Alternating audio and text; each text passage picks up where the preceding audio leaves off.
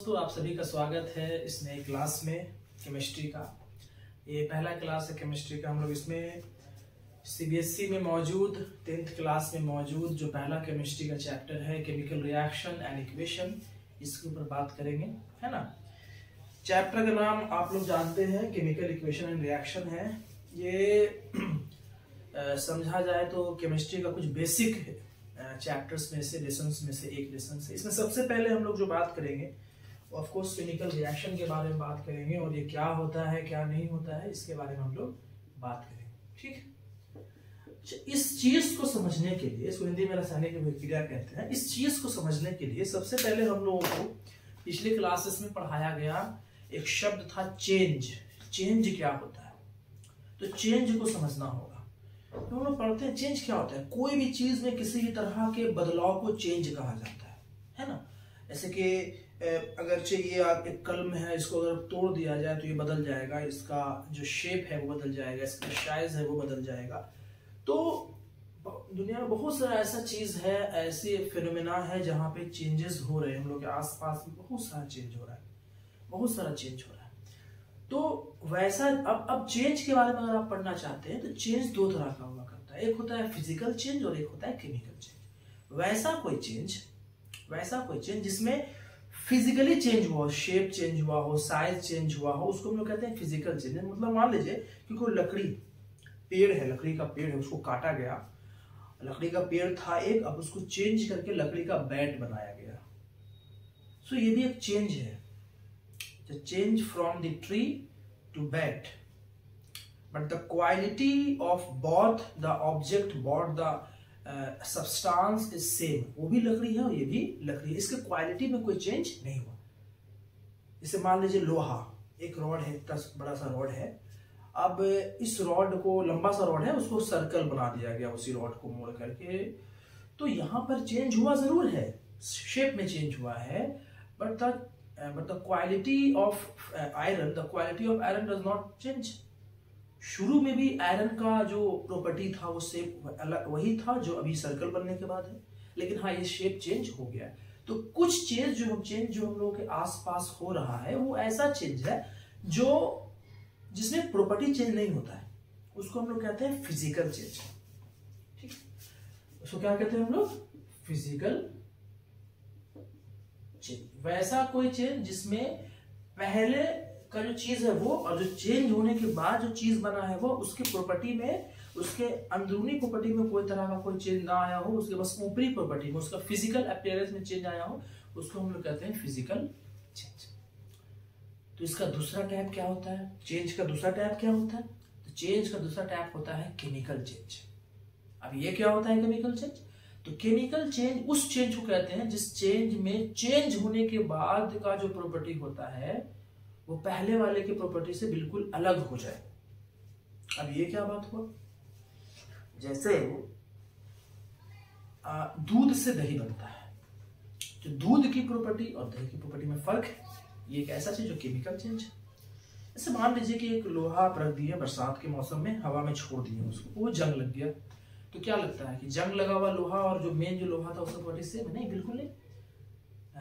जंग लगा हुआ लोहा जो होता है वो कमजोर हो चुका होता है, उसको आसानी से तोड़ा जा सकता है, वो अब उस जगहों पे इस्तेमाल नहीं हो पाता है जहां जहां पे इस्तेमाल पहले हो रहा था लोहा। उसकी अंदरूनी प्रॉपर्टी में भी चेंज, ये सब चेंज जो है केमिकल चेंज है। जैसे मान लीजिए कि बहुत सारे एग्जाम्पल्स, मान लीजिए कार्बन जो है ऑक्सीजन के साथ जलता है, जल के कार्बन डाइऑक्साइड बनाता है, तो पहले तो कार्बन था और अब क्या हो गया, कार्बन डाइऑक्साइड। दोनों में बहुत फर्क है। ये देखिए ये ऑक्सीजन है जो सांस लेने में हम लोग को मदद करता है, जबकि ये ऐसा चीज है जो उल्टा है।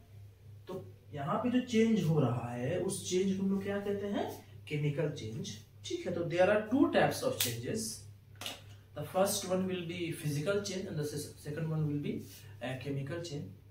In the physical change, the property of the initial and the final substance will be same, but in the chemical change, the property of the final substance will be differ from the property of the first substance, the initial substance. When you talk about the example of carbon plus oxygen and the product is carbon dioxide, you will see that the formation of carbon dioxide is taken place with the help of oxygen. And when you think about the properties of carbon dioxide and the properties of oxygen, you will find that the carbon dioxide and the properties of carbon dioxide and the properties of oxygen is just opposite. तो यहाँ पे क्या हुआ कि वैसा change हो गया जिसमें जो चीज बन रहा है वो जो है जिन चीजों से मिलकर बन रहा है वो बिल्कुल अलग है। जैसे एक चीज और एग्जांपल में ही देख लीजिए, जैसे मान लीजिए H2 और O2। H2, अब यहाँ पे देखिए ये ऑक्सीजन है, ये वाटर है, ठीक, ये हाइड्रोजन। अब यहाँ पे देखिए ये गैस हुआ करता है, ये गैस हुआ करता है, ये क्या हुआ करता है, लिक्विड हुआ करता है। अब सोचिए दो गैस मिला, एक लिक्विड बन गया। अब सीधी बात है, जब लिक्विड बना है तो वो जो बना है नया चीज वाटर, वो पहले जिन चीजों से मिल के बना हुआ है उन चीजों के प्रॉपर्टी से बिल्कुल अलग है। There are so many examples of chemical change. हम लोग के आसपास में बहुत सारे, जैसे मान लीजिए मोमबत्ती की बात करते हैं। मोमबत्ती जलता है तो उसमें किस तरह का चेंज हुआ करता है? उसमें दो तरह का चेंज हुआ करता है, एक फिजिकल भी और एक केमिकल भी। फिजिकल चेंज में क्या हुआ करता है? फिजिकल चेंज में होता है कि मोम पिघल रहा है। जब मोम पिघल रहा है तो मोम ही पिघल रहा है, मोम ही बन रहा है। Okay, the length of that मोमबत्ती is decreasing, so this is not the chemical change. Chemical change क्या है? वहां पे जो मोम जो जल रहा है और जो आपका जो हीट मिल रहा है, जो गर्मी वहां से मिल रहा है, एनर्जी जो वहां से रिलीज हो रहा है, वो एक केमिकल चेंज है। ओके, तो when you talk about the मोमबत्ती, you will find that there are दो तरह का वहां पे प्रॉपर्टी चल रहा होता है, केमिकल चेंज भी और एक फिजिकल चेंज। ठीक है, तो हम लोग जो बात कर रहे हो, सबसे पहले बात कर रहे हैं चेंज का। चेंज दो तरह का होता है, physical change and chemical change. We have talked about the physical change, now we are discussing about the chemical change. और इसी केमिकल चेंज को, केमिकल प्रोसेस को हम लोग केमिकल रिएक्शन, जहां जहां पे केमिकल चेंज होता है वहां पे केमिकल रिएक्शंस हो रहा होता है। बात समझे? अब इसी केमिकल रिएक्शंस के बारे में हम लोग पढ़ाई करेंगे। आप जब एनसीईआरटी के बुक्स को पढ़ेंगे तो you will find so many activities. Okay, तो उसमें एक एक्टिविटीज है कि मैग्नीशियम के रिबन को लिया गया और उसको जलाया गया। ओके, पहले तो मैग्नीशियम, मान लीजिए इसको मैग्नीशियम में रिबन है तो पहले उसको साफ किया जाता है, ऐसे ऐसे करके उसको कोई पत्ता से उसको साफ किया गया, उसको फिर जलाया गया। उस एक्टिविटी में बताया गया कि जब मैग्नीशियम को जलाया जाता है तो एक व्हाइट कलर का पाउडर बन जाता है। ठीक है, तो वहां पर बताया गया कि जब मैग्नीशियम को जलाया गया, मतलब हीट किया गया, तो एक व्हाइट कलर का पाउडर बन जाता है। अब सीधी बात है कि मैग्नीशियम और जो व्हाइट कलर का पाउडर है उसमें फर्क है। ठीक, तो आगे जब पढ़ा गया तो बताया गया कि जो व्हाइट कलर का जो पाउडर है वो आपका मैग्नीशियम डाइऑक्साइड है। और this process is the example of chemical process. And when you write it down with the help of element, with the help of chemical equations, है ना, this is called chemical reaction। तो हम लोग जो है change जो होता है वो केमिकल रिएक्शन वाला हम लोग पढ़ेंगे। अब हम लोग बात करते हैं कि केमिकल रिएक्शन को किन तरीकों से लिखा जा सकता है और क्या क्या चीज हो सकता है। ठीक है, तो मान लीजिए सबसे इंपॉर्टेंटली अगर हम बात करते हैं तो इस बात को समझिए कि केमिकल रिएक्शन के बारे में। केमिकल रिएक्शन जो हुआ करता है वो, मान लीजिए कि आप लिखते हैं कि तो किस तरह लिख सकते हैं कि, चलिए इसको इस तरह लिख सकते हैं कि कार्बन जो है वो ऑक्सीजन के साथ रिएक्शन किया और carbon dioxide. In the initial period of the chemical reaction, when chemical reaction were discussed in the initial phase, उस वक्त क्या होता होगा कि उस वक्त जो है बहुत ही लंबे लंबे सेंटेंस में केमिकल रिएक्शन को बताया जाता होगा। जैसे कि कोई अगर जो केमिकल रिएक्शन के बारे में आके बात कर रहा है तो बताता होगा कि when carbon is reacted with oxygen, the formation of carbon dioxide takes place. So this is a statement which is referred to a chemical reaction। लेकिन उसके कुछ दिनों के बाद कुछ इस तरह से लिखा जाना शुरू हो गया। ठीक है, और इसको हम लोग कहते हैं वर्ड इक्वेशन। क्या कहते हैं इसको? Word equation. क्यों? क्योंकि ये वर्ड में लिखा गया इक्वेशन। और उसके कुछ सालों के बाद हुआ क्या होगा कि इसका एक सिंबल दिया गया। सिंबल, कार्बन का C होता है, ऑक्सीजन गैस का O2 होता है और कार्बन डाइऑक्साइड का CO2 होता है। When you represent the chemical reaction with the symbolic terms of the element of the molecules, then that equation is known as chemical equation. This is known as chemical equation. This is known as word equation. And both the equation, either it is word equation or it is chemical equation, both equations are representing the chemical reaction in which carbon is reacting with the help of oxygen to form carbon dioxide. ये दोनों carbon dioxide बनने का chemical reaction है, but हम लोग यहाँ पर chemical reaction को दो तरीकों से लिख पा रहे हैं। एक तरीका है वर्ड इक्वेशन का, एक तरीका है सिंबॉलिक के द्वारा केमिकल इक्वेशन का। हम इसलिए केमिकल इक्वेशन की बात की, जो ये चैप्टर का नाम है केमिकल इक्वेशन एंड रिएक्शन। तो when you write down the chemical reaction with the help of symbol of elements, symbol of molecules is known as chemical equation. Chemical equation के बारे में काफी सारी बातें की जा सकती हैं, ठीक है, कि केमिकल इक्वेशन बैलेंस है कि नहीं है। चलिए इसके बारे में थोड़ा सा बात कर ही लिया जाए कि केमिकल इक्वेशन क्या क्या होता है, किस तरह से। ऐसे मान लीजिए कि हम दो केमिकल रिएक्शन की बात करते हैं। एक केमिकल रिएक्शन है जिसमें कार्बन जो है वो ऑक्सीजन के साथ रिएक्ट कर रहा है, कार्बन डाइऑक्साइड बना रहा है, जबकि दूसरा केमिकल रिएक्शन है ये जो है वो वाटर बना रहा है ना। These two are the examples of the chemical reactions. And when you see, you will find that if you remember the lesson of the 9th class where you had learned about the law of conservation of mass, in which we have discussed that mass cannot be created nor be destroyed. इसका मतलब ये हुआ कि यहाँ पर इन दोनों जगहों पर है तो दोनों केमिकल इक्वेशन ही, इसमें कोई तरह का कोई शक नहीं है। These are the examples of chemical reactions. These are the chemical equation of the chemical reactions. लेकिन यहाँ पे कुछ फर्क है, जैसे एक बैलेंस है और एक अनबैलेंस है। और जब हम लोग पढ़ाई करते हैं तो इस बात का ख्याल आपको रखना पड़ेगा कि कभी भी आप केमिकल इक्वेशन को अनबैलेंस नहीं लिख सकते हैं। You have to balance the chemical equation. Initially you can write down the unbalanced chemical reaction, but when you see that the reaction, the equation is not balanced, you have to balance.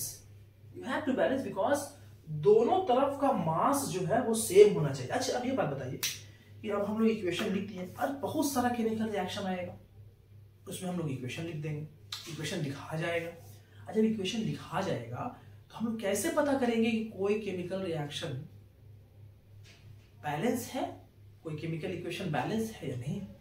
तो इस बारे में हम लोग तब पता चलेंगे, हम लोग जैसे लिखेंगे मास। जैसे मान लीजिए, अच्छा हाँ, पहले इसके बारे में बताने से पहले there are two terms which is very usually used in the chemical reaction process. The first one is substance, the first one is reactant, the second one is product.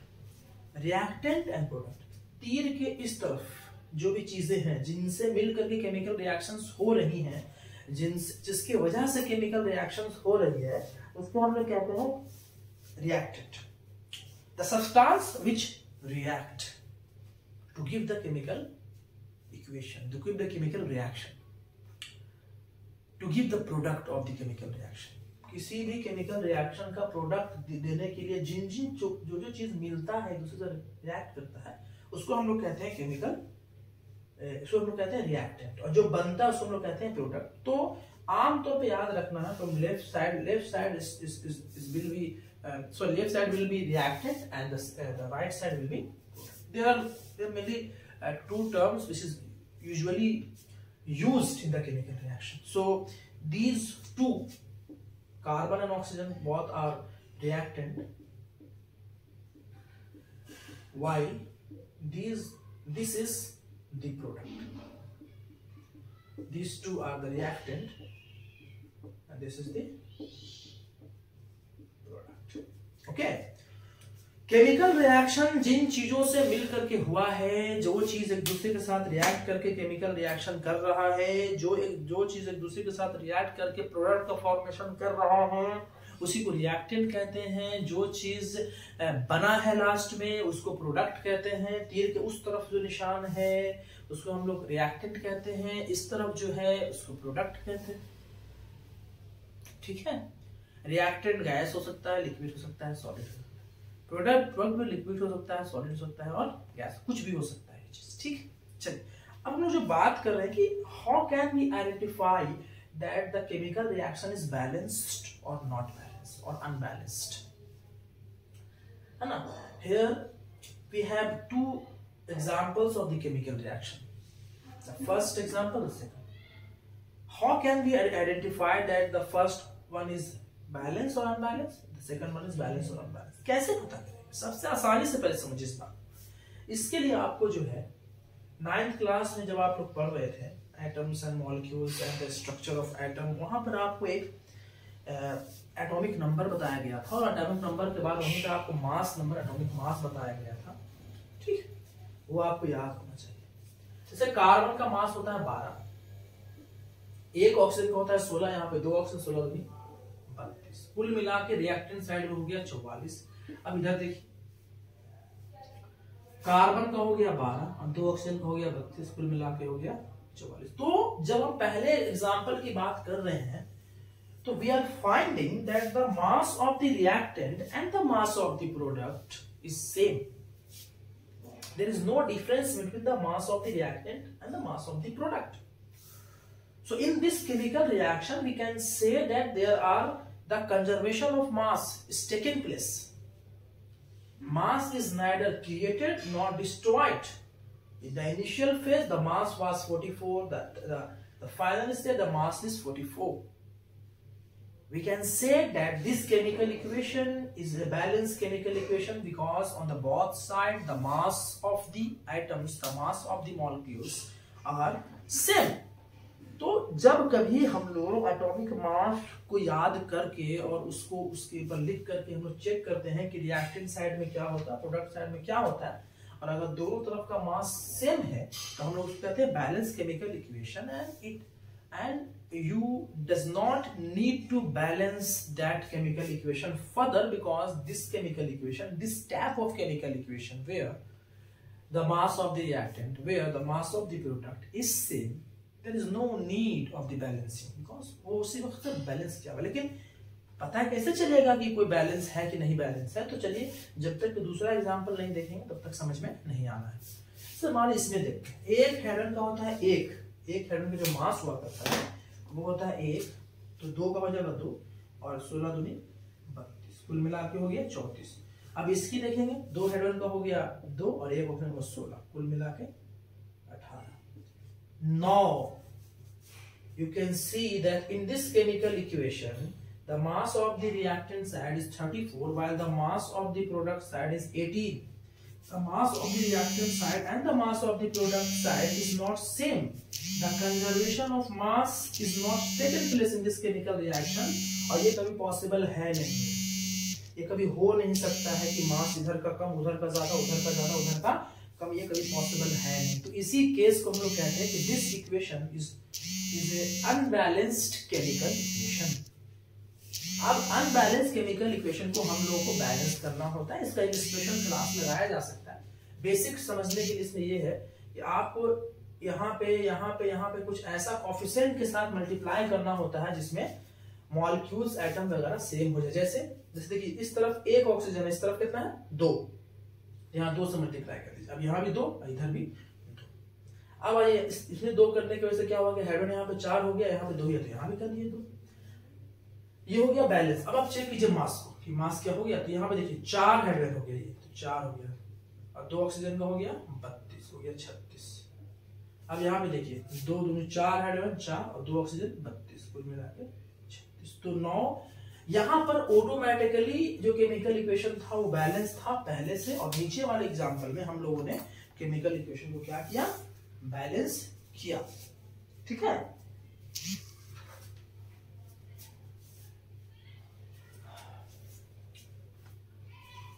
तो ये थी बात है केमिकल इक्वेशंस के बारे में। ठीक, अब हम लोग बात करेंगे केमिकल रिएक्शन के बारे में, इसके टाइप्स के बारे में, कितने तरह का केमिकल रिएक्शंस हुआ करता है।